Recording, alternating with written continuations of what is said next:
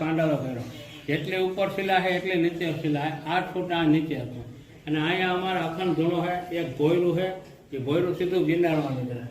અને અહીંયા આસ્થાનું કેન્દ્ર છે. મહાદેવ કી જય.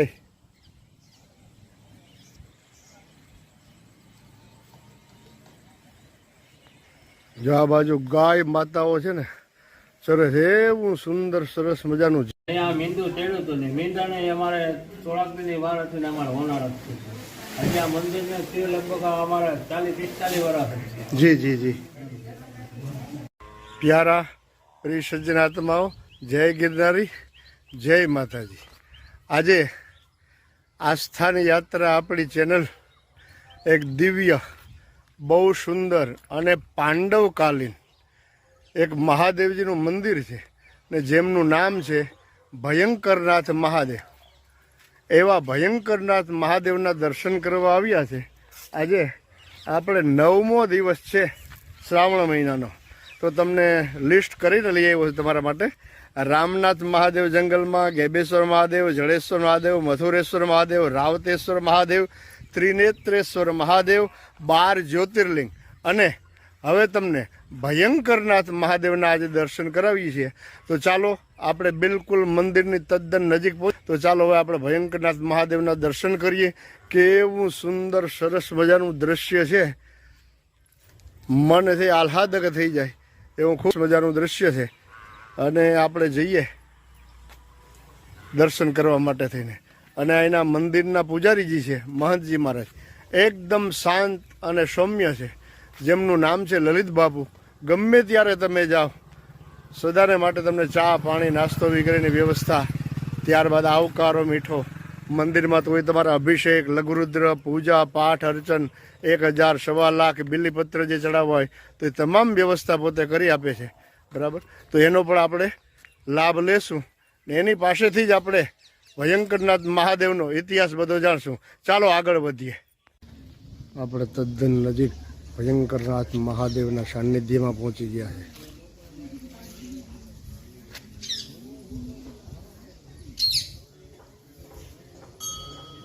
તમે ધર્મ ધ્વજાના દર્શન કરી શકો.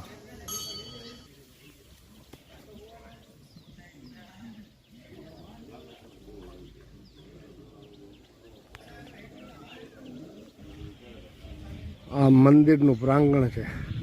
પ્રાંગણની અંદર દાદા બિરાજમાન છે, ભૈરવ દાદા. ચાલો એમના દર્શન કરીએ.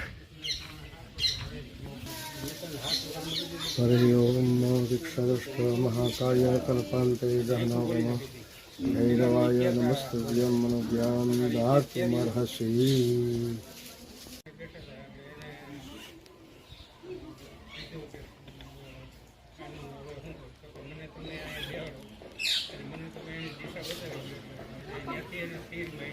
આ મંદિરની સીડી.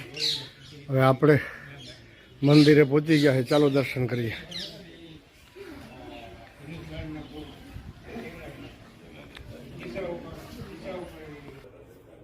ગજાનંદ ગણપતિ મહારાજના દર્શન કરો.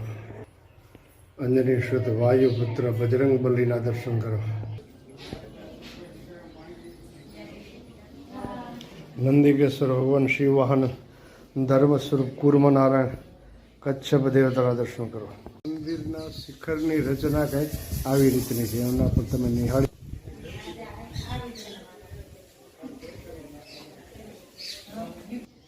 આ જગ્યાની પાછળ સુંદર સરસ મજાનો બિલ્વ વૃક્ષ છે, એમના તમે દર્શન કરી દો ઘટાટો.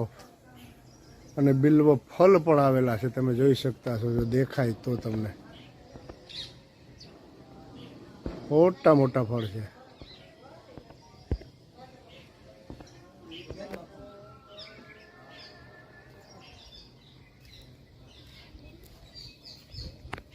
આ એનો અન્નપૂર્ણા ભંડાર છે.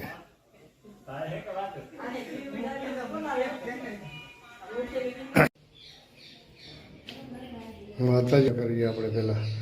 જયંતી મંગલાકાલી ભદ્રકાલી કપાલિની દુર્ગા ક્ષમા શિવા ધાત્રી સ્વાહા સુધા નમસ્તુતે ભગવતી પાર્વતી નમ અન્નપૂર્ણાય નમસ્કારાન સમર્પિ. ખૂબ સુંદર અને અતિ પ્રાચીન, અતિ પૌરાણિક મંદિર છે અને નામ છે ભયંકરનાથ મહાદેવ.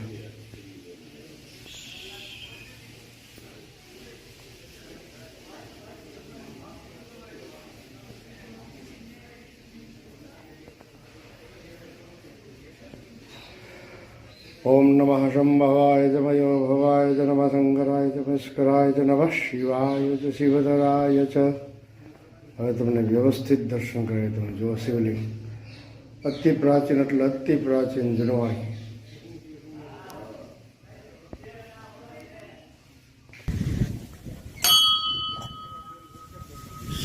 તમે જોઈ શકો છો આજુબાજુ કેટલું સુંદર વાતાવરણ છે. જુઓ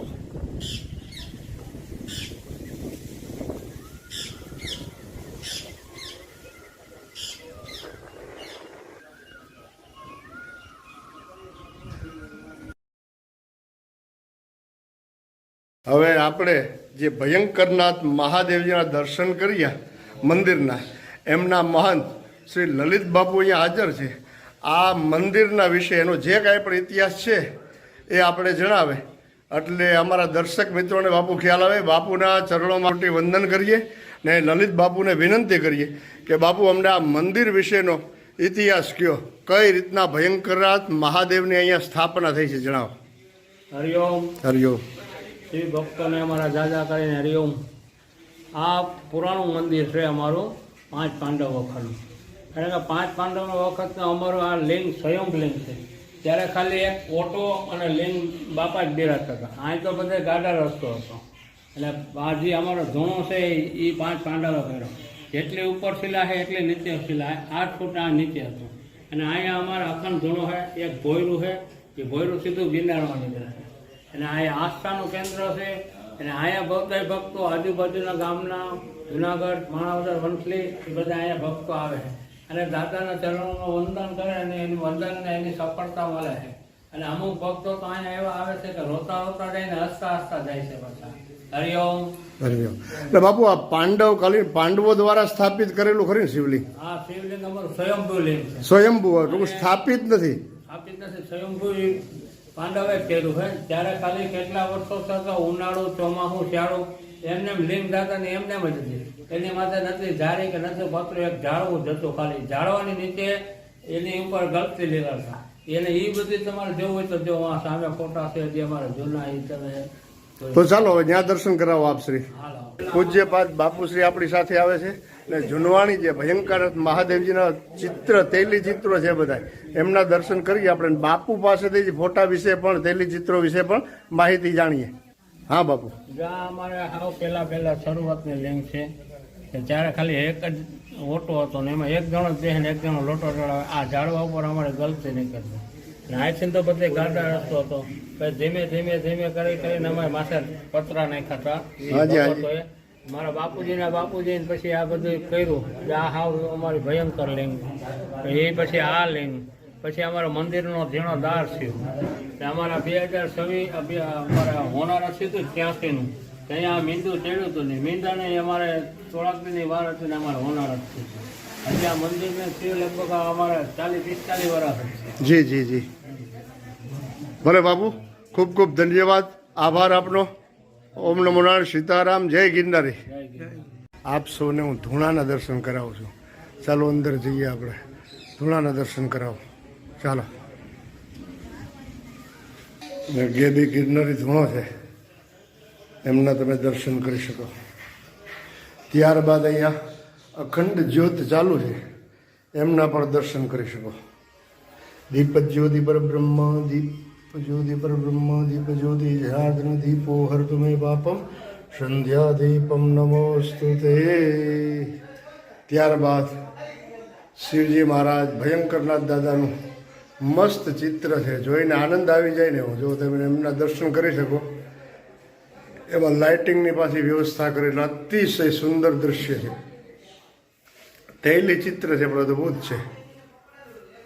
ખૂબ સુંદર, ખૂબ સુંદર. આ એક સંત ભગવાન થઈ ગયા છે, મનહરદાસજી મહારાજ કરીને.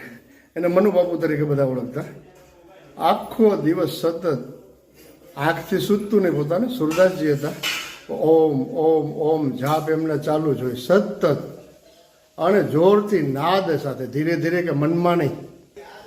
આ મહાકાલીજીનું ચિત્ર આપણે ક્યારેય તમે આવા દર્શન નહીં કર્યા હોય. ખૂબ સુંદર સરસ મજાના ચિત્ર.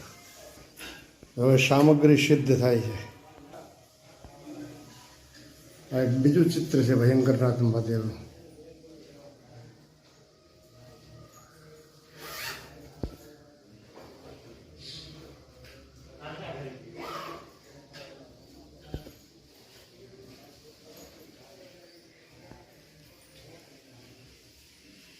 ઘરેથી રોજના પાર્થિવેશ્વરના પૂજનના જે 12 શિવલિંગ હોય છે એનું પણ આપણે આજે ભયંકરનાથ મહાદેવની નદીની અંદર વિસર્જન કરશું.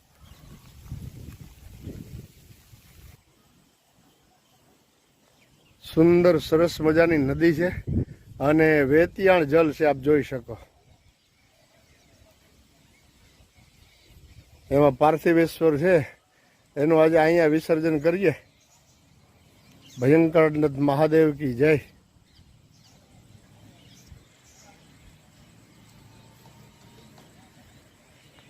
જો આ બાજુ ગાય માતાઓ છે ને સરસ એવું સુંદર સરસ મજાનું જલ છે. ખળખળ ખળખળ કરતી નદી જાય છે, પક્ષીઓ કલરવ કરે છે, સુંદર સરસ મજાનું દ્રશ્ય છે. જો હવે તમને ધજા દેખાતી હશે, ત્યાં આપણે દર્શન કરવા જવાનું છે.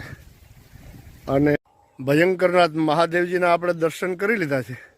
હવે ફરી પાછા કાલે એક નવા વિડીયોની અંદર આપણે મળશું. ત્યાં સુધી તમારે મને રજા આપવી પડશે.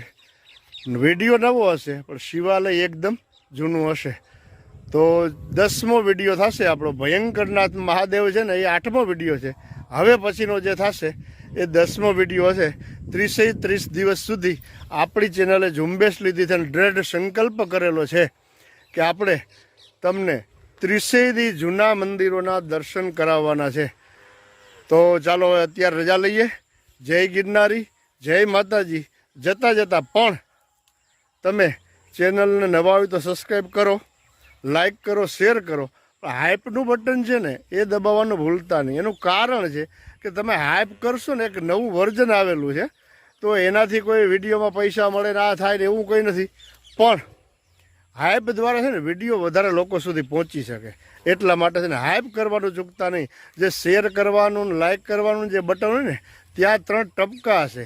એ જેવા સ્પર્શ કરશો ને, દબાવશો ને, એટલે તમારે ત્યાં સીધા હાઈપનો બટન ખુલી જશે. 3-4 બટન હશે, એમાં હાઈપ લખેલું હશે. એ બટન દબાવવાનું ભૂલતા નહીં. સુંદર સરસ મજાના ગૌ માતાના દર્શન કરીએ. ચાલો રજા લઉં છું. જય ગિરનારી, જય માતાજી.